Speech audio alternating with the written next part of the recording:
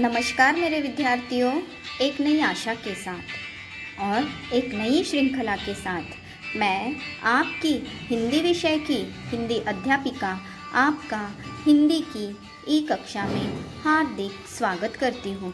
विद्यार्थियों, आज हम कक्षा 7वीं में विषय हिंदी में पाठ्यपुस्तक ज्ञान सागर से बातूनी पाठ का तीसरा भाग अध्ययन करने वाले हैं। बातूनी पाठ के लेखक है हरिशंकर परसाई। बातूनी पाठ के प्रथम और द्वितीय भाग में हमने अध्ययन किया था कि लेखक जो है एक सज्जन को पत्र देते हैं डाकघर के डाक पेटी में डालने के लिए, और सज्जन उस पत्र को डाक पेटी में डाल भी देते हैं। जब दूसरे दिन उनकी मुलाकात होती है तो सज्जन हाँ या नहीं का जवाब देने के बजाय एक पूरी कहानी सुना देते हैं, किस तरह से उन्होंने डाक पेटी में पत्र डाला। आइए अब आगे।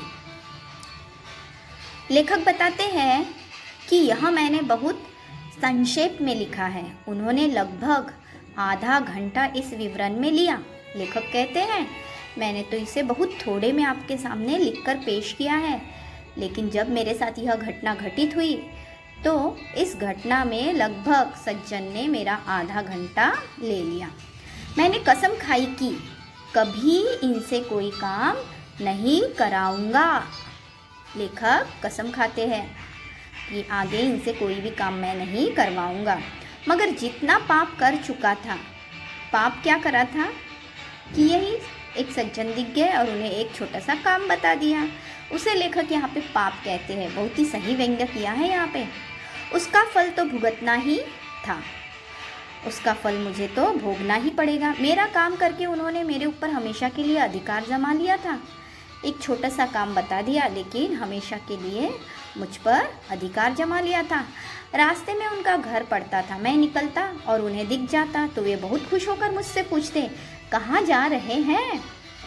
लेखक कहते जब भी मैं घर के बाहर निकलता और जाते समय रास्ते में ही उनका घर आ जाता और वह देख के मुझे बहुत प्रसन्न होते और सबसे पहले यही सवाल पूछते कहाँ जा रहे हैं। हम भी तो कोई अगर हमारे जान पहचान का दिखता है तो हम पूछते ना कहाँ जा रहे हैं आप। मैं नहीं समझ पाता था कि आम तौर पर लोग क्यों पूछते हैं कि आप कहाँ जा रहे हैं। आज तक मेरी समझ में यह बात नहीं आती क्यों लोग पूछते हैं कि आप कहाँ जा रहे हैं। वे क्या पुलिस के आदमी हैं या फिर खुफिया विभाग के हैं या फिर चाचा होते हैं कि जानना चाहते हैं कि तुम कहाँ जा रहे हो। यहाँ पे लेखक अपना क्रोध प्रकट कर रहे हैं कि लोगों को आदत हो गई है पूछने की कि आप कहाँ जा रहे हो। क्या पुलिस के आदमी है वो हमारा यानी हमारे बारे में जानना चाहते हैं कि हम क्या करने जा रहे हैं, या जासूस विभाग के हैं या कोई रिश्तेदार होते हैं जो यह जानने का प्रयास करते हैं। यह असल में आदमी को रोक कर बात करने की भूमिका है या तरीका है। जिसे जल्दी जाना है वह भी होशियारी करता है। अब जो जल्दबाजी में हो वह भी अपनी बुद्धिमानी दिखाता है, कहता है कहीं नहीं ऐसे ही घूमकर आता हूँ और आगे बढ़ जाता है। क्या सवाल है कहाँ जा रहे हैं और क्या जवाब है कहीं नहीं। जाते भी हैं और जवाब भी देते मैं कहीं नहीं जा रहा हूँ, मगर लोग फिर भी पूछते हैं कि आप कहाँ जा रहे हैं और लोग भी वही जवाब देते हैं। मैं जब रुक जाता और कहता यूँ ही जरा सिविल सर्जन से मिलने जा रहा हूँ, बस वे मुझे पकड़ लेते। अच्छा, लेखक कहते हैं कि मैं यूँ ही कह देता कि किसी से मिलने जा रहा हूँ, बस पकड़ लेते वो। आगे डॉक्टर गुप्ता से, वे हमारे चाचा के बड़े अच्छे दोस्त हैं। सज्जन कहते हैं कि वे तो चाचा जी के बहुत अच्छे मित्र हैं। नागपुर में पास में बंगला है, अब बिल्कुल पड़ोस में रहते हैं। हमारे घर आते तो मुझे गोद में लेकर खिलाते थे। जब मैं छोटा था तो घर पर आते थे और मुझे गोद में खिलाते थे। मिलते हैं तो कहते हैं क्यों बेटा भूल गए, घर नहीं आते हो। जब भी मुलाकात होती है तो कहते हैं भूल गए, अब घर नहीं आते हो। वे 10-15 मिनट तक डॉक्टर गुप्ता से अपने पारिवारिक संबंध बताते। लेखक बताते हैं कि 10 या 15 या आधा घंटा वह उनके और डॉक्टर के पारिवारिक संबंध के बारे में बातचीत करते। कभी मैं कहता प्रोफेसर तिवारी से मिलने जा रहा हूँ, वे कहते अच्छा तिवारी जी से मिलने, हमारे फादर इन लॉ के वे बड़े पुराने दोस्त हैं। अब देखो यहाँ पे भी उनकी दोस्ती निकल गई। दोनों साथ पढ़ते थे, अभी भी वे हमारे प्रति प्रेम भाव रखते थे। दोनों साथ में पढ़े हैं और अभी भी हमारा व्यवहार उनके साथ अच्छा ही है। कभी मिल जाते हैं तो कहते हैं कि कभी घर आ जाओ, कभी मुलाकात होती है तो कहते हैं प्रोफेसर साहब कि घर पर आओ। मैं किसी का भी नाम लेता वह उनके चाचा, मामा, ससुर या पिता का दोस्त निकल आता।